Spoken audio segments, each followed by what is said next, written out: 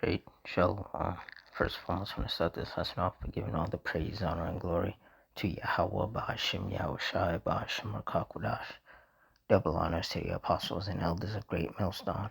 Honors to our brothers who are fervently preaching the word in sincerity and in faith. Shalom to the sincere Akwath. And Shalom to the scattered Israelites who are amongst these heathen nations and look like these heathens. Now this lesson is going to be based on the division amongst the people and basically how this division is going to result in race wars. So through the Spirit, I'm going to get some precepts, and Lord's will you're edified. It says Luke 12:51, suppose ye that I am come to give peace on earth, I tell you nay, but rather division.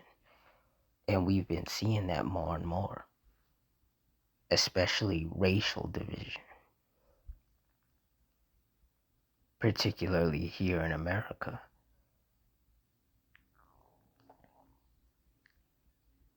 You had this whole Carmelo Anthony, Austin Metcalf situation where, this Jake, this so-called black, teenager, he, stabbed and killed this Edomite, the so-called white boy who was messing with him, who was bothering him, who was bullying him. And, you got these Edomites, they're all up in an uproar, calling so-called black people savages and monsters and all of this.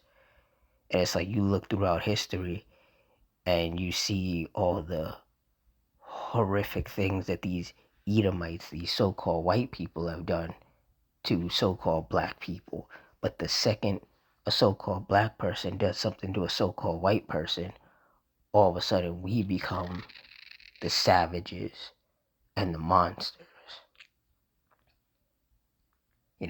Esau, so-called white man, he's looking for any excuse to be violent towards Jake, towards so-called blacks, Hispanics, and Native Americans.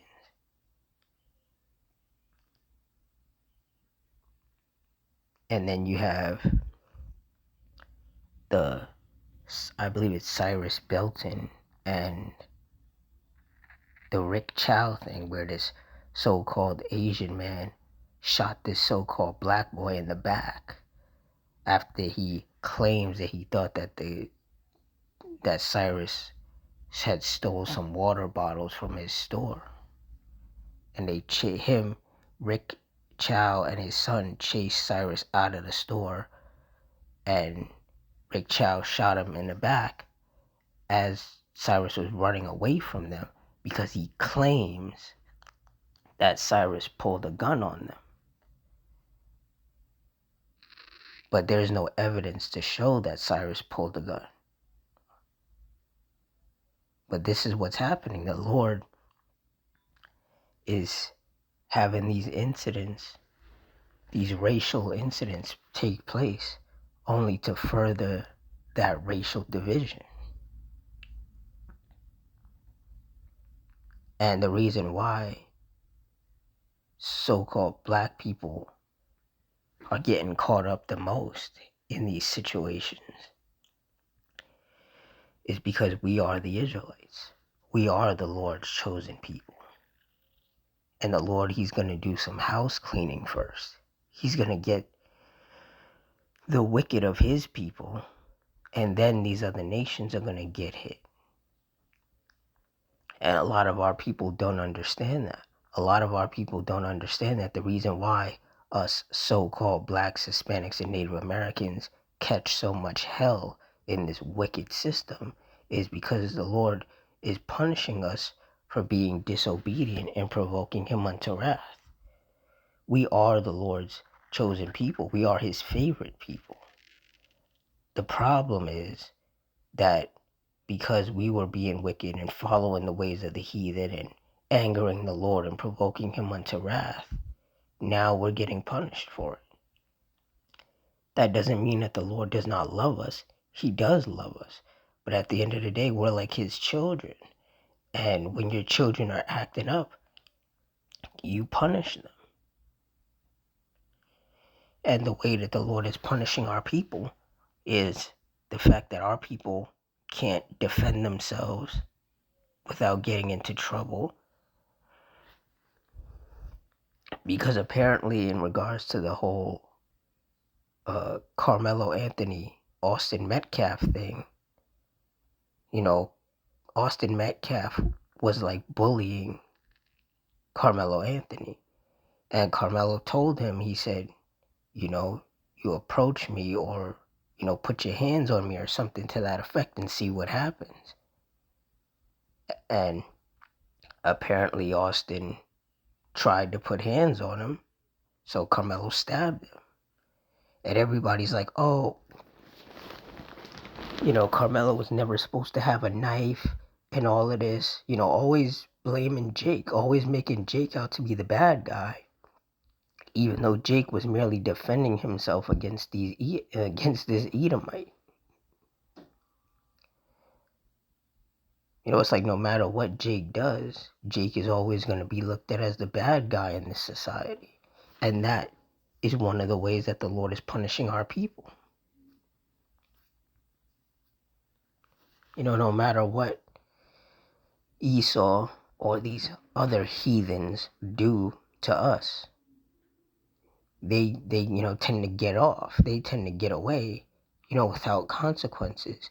But here it is, if Jake does something, if so-called black people, so-called Hispanic people, or so-called Native American people do the same thing that these heathens did, we get demonized and locked up in jail and called all sorts of names.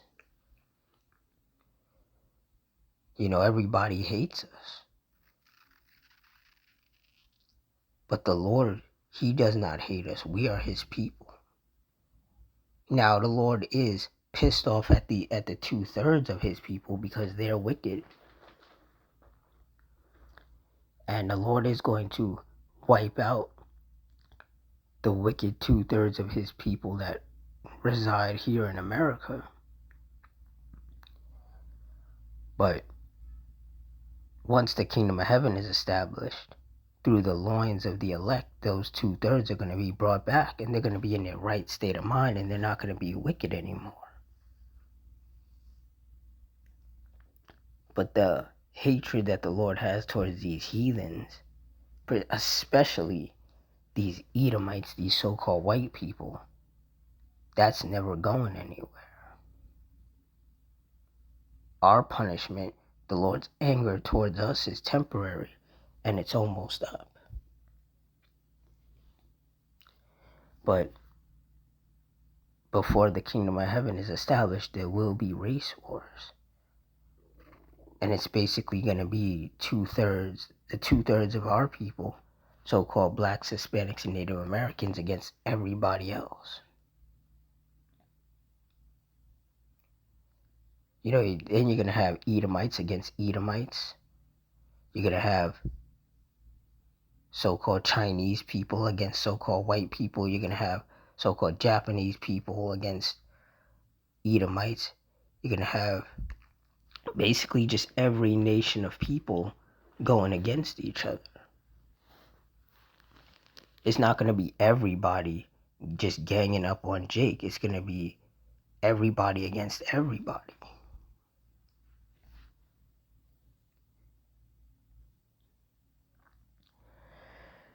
It says nation will rise against nation is a famously prophetic phrase from biblical eschatology, primarily found in Matthew 24:7 and Mark 13:8. It describes a period of global turmoil, war, and societal collapse that Yahushua identified as the birth pains.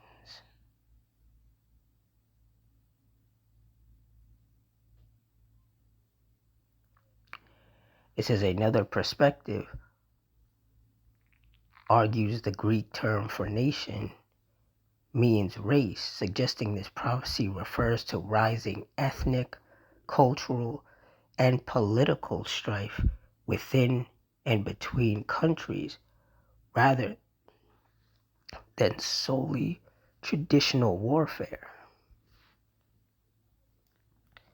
Yeah, so that's what it is. It's going to be all these different nations of people, basically clashing with each other. And it's going to be for different reasons. It's going to be because, the so called white man blames so called brown people for what's happening in the collapse of this wicked country. Or it's going to be, due to political stuff because, you have the Edomites and these other nations. And, some of the people from these other nations who like Trump and they basically worship him. But yet then you have people on the other side who hate him and basically wish death upon him. So you're going to have people clashing over that as well.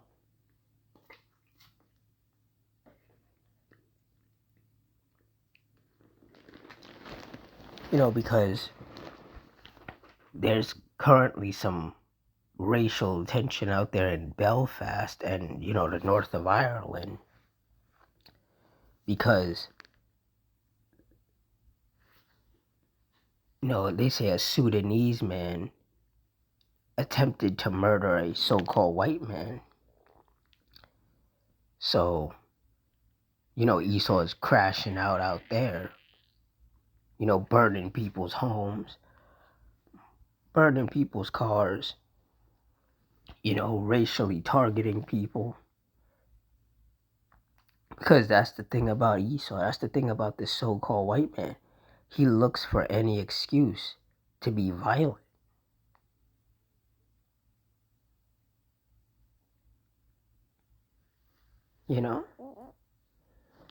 And the problem is that when a so-called white person does something like hurt somebody or kill somebody,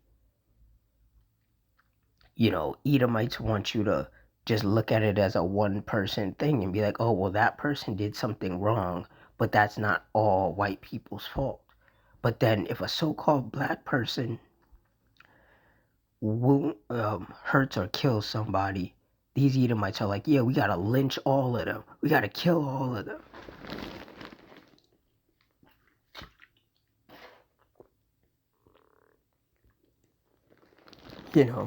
Esau makes it a group thing. He says that all so-called black people are just monsters and this and that. But yet he wants us to only say that it's an individual thing when it comes to Edomites committing crimes. And that is another thing that's going to push things to race wars. And honestly, world wars as well, because all these Edomites, these so-called white people do is talk about how anybody that's not from the West, any nation that's not in the West is basically a third world country. At every chance he gets, Esau will disrespect these other nations. So there will be a racial side to the world wars as well.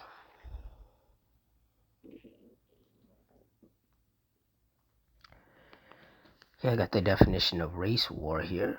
It says a race war is a term describing a large-scale violent conflict between different racial or ethnic groups. Historically, the concept has been used to describe localized riots or an ideological framework.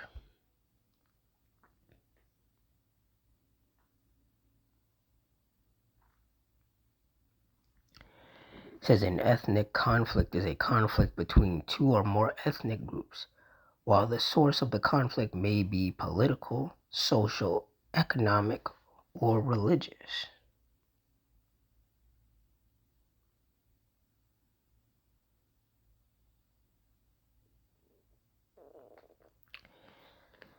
It says white supremacist ideology. In modern context, the term is most frequently associated with white supremacists and extremist groups. They use the concept to promote an apocalyptic clash, a belief that non-white populations and institutions are engaged in an existential struggle to replace or subjugate white people. Yeah, so really that's what it boils down to. Esau thinks that brown people, whether they're so-called black people, Hispanic, Native American, Asian, Muslim, he believes that we are trying to replace him, that we're trying to wipe out white people. So in his wicked, twisted, violent mind, he's like, well, I have to wipe them out before they wipe us out. But majority of people are not even thinking like that. Majority of these other nations of people, these other races of people, they just want white people to leave them alone. They want Edomites to stop going up in their country and raping their women and bombing their schools and their homes and stealing their resources.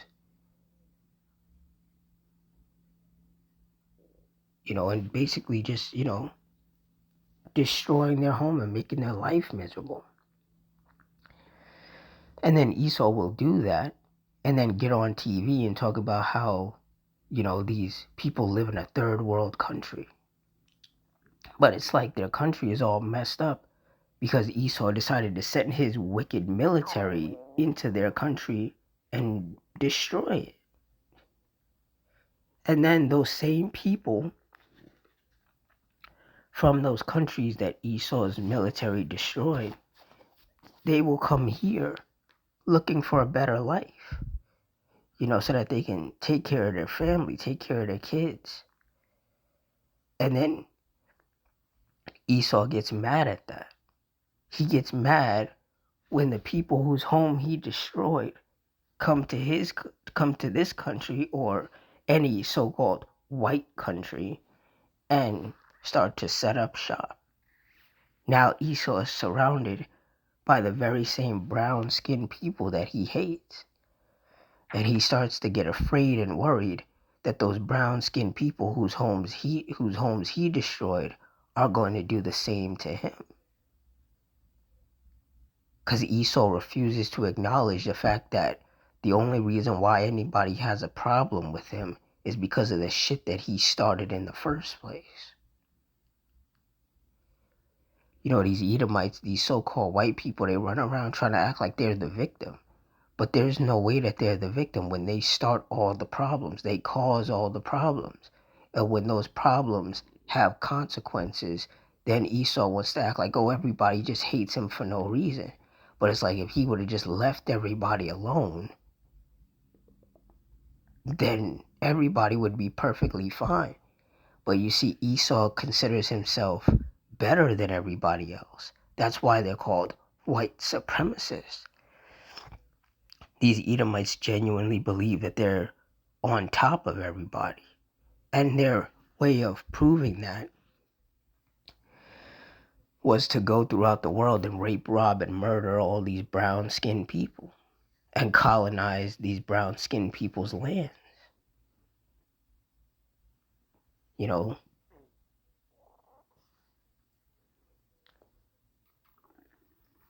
Which doesn't make him superior, it just makes him wicked and violent and evil. And the Lord is going to allow these other nations to get their revenge on Esau for that. Which once again is part of the whole race war situation.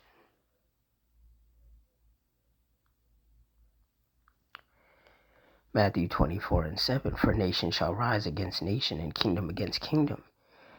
And there shall be famines and pestilences and earthquakes in divers places. Yeah, but there will be nation against nation.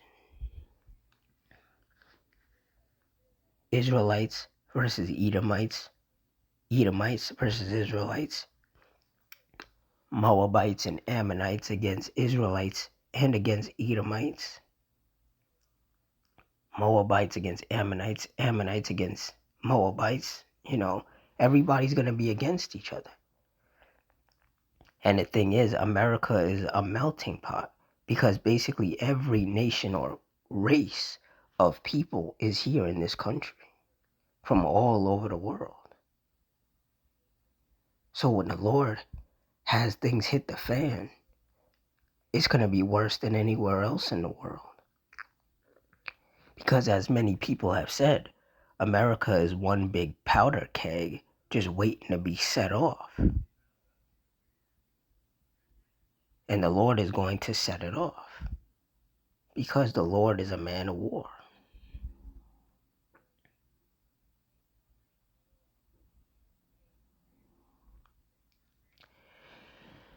Exodus 15:3, the Lord Yahweh is a man of war. The Lord Yahweh is his name.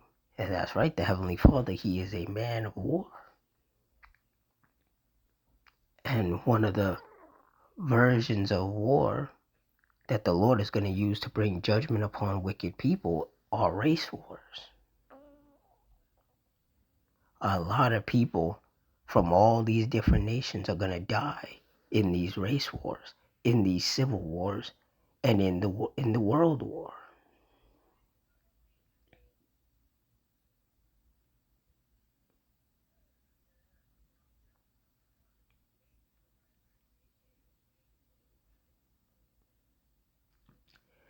Luke 21:22, for these be the days of vengeance, that all things which are written may be fulfilled. And that's right. And all the people who are going to die in these race wars, they're going to die because that's the vengeance of the Lord being brought upon them, for them being wicked and provoking him unto wrath.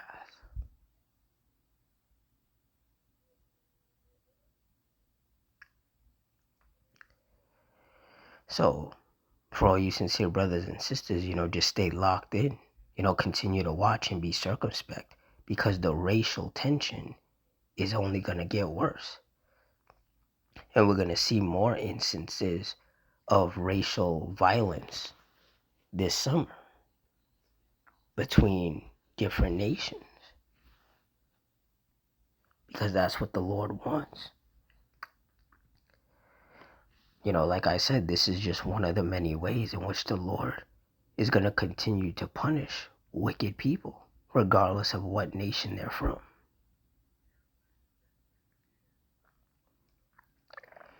So with that, I'm going to wrap it up here. In closing, I want to give all the praise, honor, and glory to Yahweh Ba'Shem Yahushai Ba'Shem Rakakudash, the Wadi Yahweh Ba'Shem Yahushai for putting his spirit on me to do this lesson.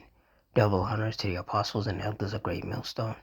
Honors to all the brothers who are fervently preaching the word in sincerity and in faith.